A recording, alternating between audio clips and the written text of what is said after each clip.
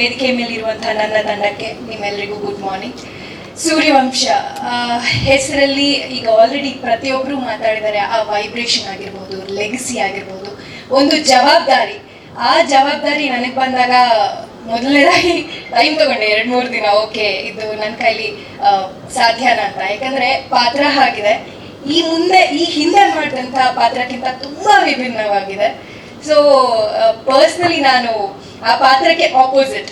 So ಇಂಥ ಒಂದು ಪಾತ್ರನ pool ಮಾಡೋಕ್ಕಾಗುತ್ತಾ ಅನ್ನೋ ಒಂದು ಪ್ರಶ್ನೆ. ಆದರೆ ಉದಯ ಟಿವಿ ಮನೆಯದ ಹಾಗೆ ಉದಯ ಟಿವಿ ಕೊಟ್ಟಂಥ ಕಾನ್ಫಿಡೆನ್ಸ್ ನನ್ನನ್ನು ನಿಮ್ಮ ಮುಂದೆ ತಂದು ನಿಲ್ಲಿಸಿದೆ. ಆ್ಯಂಡ್ ತಂಡದ ಬಗ್ಗೆ ಮಾತಾಡೋದಾದ್ರೆ, ಎಲ್ಲರೂ ಕಾಯ್ತಾ ಇರ್ತಾರೆ ಹೀರೋ ಯಾರು, ಹೀರೋಯಿನ್ ಯಾರು ನೋಡೋದಕ್ಕೆ. ನನ್ನ ಪ್ರೊಡ್ಯೂಸರ್ ಯಾರು ನೋಡೋದಕ್ಕೆ ಎಷ್ಟು ದಿನ ಕಾದೆ. ಯಾಕಂದ್ರೆ ನೀವು ಆಲ್ರೆಡಿ ಪ್ರೋಮೋ ನೋಡಿದ್ದೀರಾ. ಸೀರಿಯಲ್ ಪ್ರೋಮೋ ಅಂತ ಹೇಳೋದಕ್ಕೆ ಸಾಧ್ಯನೇ ಇಲ್ಲ. ಪ್ರೋಮೋ ನೋಡದೆ ಪ್ರತಿಯೊಬ್ಬರು ಸಿನಿಮಾ ಮಾಡ್ತಿದ್ದೀರಾ ಅಂತಾನೆ ಕೇಳಿದ್ದು. ಸೊ ಅಂಥ ಒಳ್ಳೆ ಕ್ವಾಲಿಟಿ ಇದೆ. ಪ್ರೊಡಕ್ಷನ್ ಬಗ್ಗೆ ತುಂಬಾ ಖುಷಿ ಇದೆ. ಯಾಕಂದ್ರೆ ಸಿನಿಮಾ ಅಂದ್ರೆ ಒಂದು ಪ್ರಿಪ್ರೇಷನ್ ಇರುತ್ತೆ. ಆರ್ಟಿಸ್ಟ್ಗಳಿಗೆ ಮುಂಚೆನೆ ಸೀನ್ ಪೇಪರ್, ಸ್ಕ್ರೀನ್ ಪ್ಲೇ ಎಲ್ಲ ಹೋಗುತ್ತೆ, ಮೆಂಟಲಿ ಪ್ರಿಪೇರ್ ಆಗ್ತೀವಿ. ಸೀರಿಯಲ್ ಅಂದ್ರೆ ಹೇಗಿರುತ್ತೆ ಅಂದ್ರೆ ಬರ್ತೀವಿ, ಬೆಳಗ್ಗೆ ಸೀನ್ ಪೇಪರ್ ಸಿಗುತ್ತೆ, ಪ್ರಿಪೇರ್ ಆಗ್ತೀವಿ, ಹೋಗ್ತೀವಿ. ಆದ್ರೆ ಈ ಪ್ರಾಜೆಕ್ಟ್ ಶುರುವಾಗೋಕ್ ಮುಂಚೆ ನಮ್ಗೆ ಸೀನ್ ಪೇಪರ್ ಇಂದ ಹಿಡಿದು ಪ್ರತಿಯೊಂದು ಪ್ರೇಯರ್ ಆಗಿ ಬಂತು. ಸೊ ದಟ್ ನಾವು ಪಾತ್ರ ಸರಿಯಾಗಿ ಹೋಮ್ವರ್ಕ್ ಮಾಡಿಕೊಂಡು ಇಲ್ಲಿ ಬರಬೇಕು ಅಂತ. ಸೊ ಅಷ್ಟು ಪ್ರಿಪರೇಷನ್ ಮಾಡಿ ತುಂಬಾ ದೊಡ್ಡ ದೊಡ್ಡ ವ್ಯಕ್ತಿಗಳು ಇಲ್ಲಿ ಆಕ್ಟ್ ಮಾಡ್ತಿದ್ದಾರೆ. ಅವ್ರ ಜೊತೆ ಸ್ಕ್ರೀನ್ ಸ್ಪೇಸ್ ನ ಶೇರ್ ಮಾಡ್ಕೊಳ್ತಿರೋದು ಇನ್ನೊಂದು ಜವಾಬ್ದಾರಿ. ಸೊ ಒಂದು ದಿನಾನು ಅನಿರುದ್ಧ್ ಸರ್ ಆಗಿರ್ಬೋದು, ಸುಂದರ್ರಾಜ್ ಸರ್ ಆಗಿರ್ಬೋದು, ಒಂದು ದಿನಾನು ನಾವು ಜೂನಿಯರ್ಸ್ ಅನ್ನೋ ಒಂದು ಫೀಲೇ ಇಲ್ಲ. ಯಾಕಂದ್ರೆ ಮಾನಿಟರ್ಸ್ ಮಾಡ್ತೀವಿ, ಸುಮ್ಮನೆ ಕೂರೋದೇ ಇಲ್ಲ, ರಿಹರ್ಸಲ್ ಮಾಡ್ತಾನೆ ಇರ್ತೀವಿ. ನಮ್ಮ most of the conversation scene ಬಗ್ಗೆನೇ ಆಗಿರುತ್ತೆ, ಪರ್ಫಾರ್ಮೆನ್ಸ್ ಬಗ್ಗೆನೇ ಆಗಿರುತ್ತೆ. ಸೊ ಇಷ್ಟು ಪ್ರಿಪರೇಷನ್ ಮೂಲಕ ನಾವು ನಿಮ್ ಮುಂದೆ ಬರ್ತಿದೀವಿ ಅಂದ್ರೆ ಖಂಡಿತವಾಗ್ಲೂ ನಿಮ್ಗೆ ನಮ್ಮ ಕಥೆ ಇಷ್ಟ ಆಗುತ್ತೆ. ಸೀರಿಯಲ್ ಅಂದಿದ ತಕ್ಷಣ ಅದರ ಕಥಾವಸ್ತು ಒಂದು ಮುದ್ದಾದ ಕುಟುಂಬ, ಅದರ ಸುತ್ತ ಇರುವಂತಹ ಒಂದು ಇನ್ನೋಸೆಂಟ್ ಪಾತ್ರಗಳು.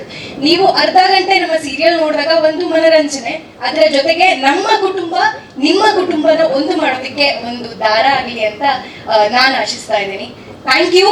ಉದಯ ಟಿವಿಯಲ್ಲಿ ಇನ್ನು ಮುಂದೆ 8 ಗಂಟೆಗೆ ಶುರುವಾಗುತ್ತೆ ಸೂರ್ಯವಂಶ, ತಪ್ಪದೆ ನೋಡಿ. ಉಪಸ್ಥಿತರಿರುವ ಎಲ್ಲ ಮಾಧ್ಯಮ ಮಿತ್ರರಿಗೂ ನಮಸ್ಕಾರ. ಹಾಗೂ ಕಲಾರಂಗದ ಉತ್ತುಂಗದಲ್ಲಿರುವ ನನ್ನ ಸಹೋದ್ಯೋಗಿ ಕಲಾವಿದರಿಗೆಲ್ಲ ಹಿರಿಯರಾಗಿರ್ಬೋದು, ಕಿರಿಯರಾಗಿರ್ಬೋದು, ಹಾಗೆ ಅನ್ನದಾತರಾದಂತಹ ಪದ್ಮನಾಭರವರೇ, ನಿಮ್ಮೆಲ್ಲರಿಗೂ ನಮಸ್ಕಾರ.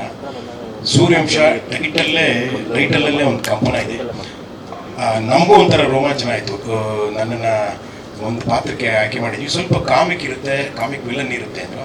ಆಮೇಲೆ ನಾನು ಮೊದಲಿಗೆ ಕೇಳಿದ್ದಿಷ್ಟೇ, ಏನು ನನ್ನ ಕ್ಯಾರೆಕ್ಟರ್ ಅನ್ನೋದಾಗ ಹೀರೋಯಿನ್ ಫಾದರ್ ಅಂದರು. ಅದು ಸಾಮಾನ್ಯವಾಗಿ ಒಂದು 10,000 ಎಪಿಸೋಡ್ಸ್ ನಾನು ಮಾಡಿದ್ದೀನಿ. ನನ್ನನ್ನು ಕರೆಯೋದೆಲ್ಲ ಹೀರೋಯಿನ್ ಫಾದರ್ನೇ. ಸರಿ ಬಿಡಿ, ಇನ್ನೇನು ಮಾಡೋಕ್ಕಾಗಲ್ಲ, ಯಾವುದೋ ಒಂದು ಪಾತ್ರ ಬಂತಲ್ಲ ಅನ್ನೋ ಖುಷಿ ಆಯಿತು. ಆಮೇಲೆ ಟೈಟ್ಲ್ ನನಗೆ ತುಂಬ ಅಟ್ರಾಕ್ಟ್ ಆಯಿತು.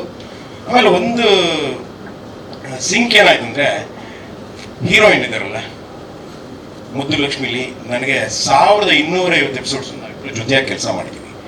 ಅದ್ಭುತವಾದ ದಾಖಲೆ ಮಾಡ್ತು. ಮತ್ತೊಂದು ವಾಹಿನಿಯಲ್ಲಿ ಅಲ್ಲೂ ನಾನು ಅವಳಿಗೆ ತಂದೆ ಆಗಿದ್ದೆ. ಅಲ್ಲಿ ಏನಂದ್ರೆ, ಅಲ್ಲಿ ತಂದೆ ಪಾತ್ರ ಅಂತ ಬರೀ ಅಳೋದೇ ಆಯಿತು.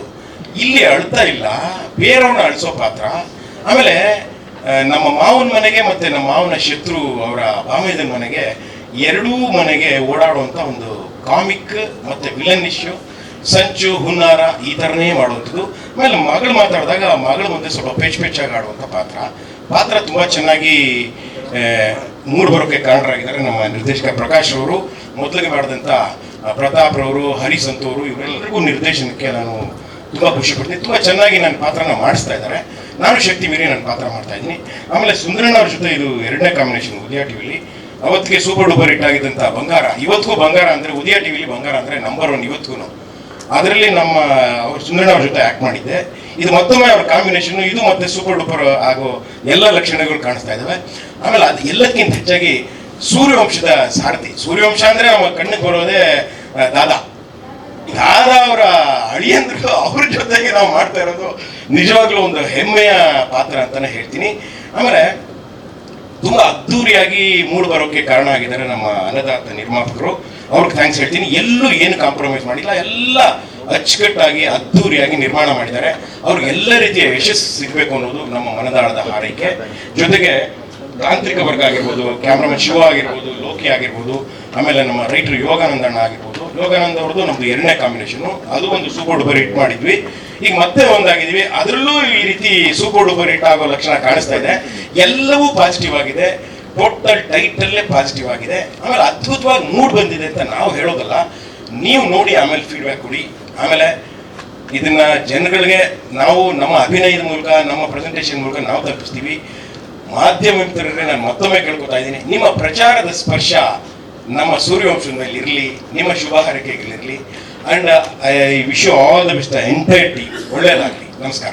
ವೇದಿಕೆಯ ಮೇಲಿರುವಂತಹ ಎಲ್ಲ ಹಿರಿಯರಿಗೂ ನನ್ನ ನಮಸ್ಕಾರಗಳು, ಹಾಗೆ ನಮ್ಮ ಅನ್ನದಾತರಿಗೆ ನನ್ನ ನಮಸ್ಕಾರ. ಉದಯ ಟಿ ವಿಲಿ ಇದು ನನ್ನ 2ನೇ ಪ್ರಾಜೆಕ್ಟು. ಮೊದಲು ಗೌರಿಪುರದ ಗಯ್ಯಾಳಿಗಳು ಮಾಡ್ತಾ ಇದೆ, ಆ ಪ್ರಾಜೆಕ್ಟ್ ಆದಮೇಲೆ ಈಗ ಸೂರ್ಯವಂಶ. ಈ ಪ್ರಾಜೆಕ್ಟ್ ಬರೋದಕ್ಕೆ ನಾನು ಮೊದಲನೇದಾಗಿ ಥ್ಯಾಂಕ್ಸ್ ಹೇಳೋದಕ್ಕೆ ಇಷ್ಟಪಡ್ತೀನಿ ಸೆಲ್ವಂ ಸರ್ ಅವರಿಗೆ, ಹಾಗೆ ಕಾವೇರಿ ಮೇಡಮ್ ಅವರಿಗೆ, ಹಾಗೆ ಹರೀಶ್ ಸರ್ಗೆ, ಹಾಗೆ ವಂದನಾ ಮೇಡಮ್ ಅವರಿಗೆ, ಎಲ್ರಿಗೂ ಥ್ಯಾಂಕ್ ಯು. ಏಕೆಂದರೆ ನನಗೆ ತುಂಬ ಭಯ ಇತ್ತು, ಆ ಭಯನೆಲ್ಲ ಹೋಗ್ಲಾಡಿಸಿ ಅವರು ಇಲ್ಲ ನೀವು ಮಾಡಲೇಬೇಕು ಅಂತ ಕರ್ಕೊಂಬಂದರು. ಸೆಟ್ಟಿಗೆ ಬಂದಾಗ ತುಂಬ ಖುಷಿ ಆಯಿತು, ಏಕೆಂದರೆ ಇಡೀ ಹೊಸ ತಂಡ ಇತ್ತು. ಫಸ್ಟೇ ಬಂದು ಕೂತ್ಕೊಂಡಾಗ ಯೋಗಾನಂದ್ ಸರ್ ಜೊತೆ ಚರ್ಚೆ ಮಾಡಿದ್ವಿ, ನಿಮ್ಮ ಪಾತ್ರ ಹಾಗೆ ಹೀಗೆ ತುಂಬ ಡಿಫ್ರೆಂಟ್ ಆಗಿದೆ, ಒಂಥರ ಇದರಲ್ಲಿ ಮರಗುಳಿ ಕ್ಯಾರೆಕ್ಟ್ರು. ಈಗಿದ್ದ ನೆನಪು ಇನ್ನೊಂದು ಸರಿ ಇರಲ್ಲ, ನೆಕ್ಸ್ಟ್ ಮರುಕ್ಷಣನೇ ಮರ್ತೋಗ್ತೀನಿ. ಆ ಥರ ಒಂದು ವಿಶಿಷ್ಟವಾದ ಪಾತ್ರ, ಆ ಪಾತ್ರ ಕೊಟ್ಟಿದ್ದಕ್ಕೆ ತುಂಬ ಥ್ಯಾಂಕ್ಸ್ ಹೇಳ್ತೀನಿ. ಹಾಗೆ ನಿರ್ದೇಶಕರಿಗೆ, ನಮ್ಮ ಕ್ಯಾಮ್ರಾಮನ್, ಹಳೆಯ ಸ್ನೇಹಿತರು ಎಲ್ರಿಗೂ. ಮತ್ತು ಇನ್ನೊಂದು ಖುಷಿ ಏನಂದರೆ ಸಾಕಷ್ಟು ಹಿರಿತಲೆಗಳ ಜೊತೆಗೆ ಕೆಲಸ ಮಾಡೋದು ಒಂದು ದೊಡ್ಡ ಅನುಭವ. ಹಾಗೆ ಅನಿರುದ್ಧ್ ಸರ್ ಜೊತೆ ಎಲ್ರಿಗೂ ತುಂಬ ಹೃದಯದ ಧನ್ಯವಾದಗಳು. Thank you.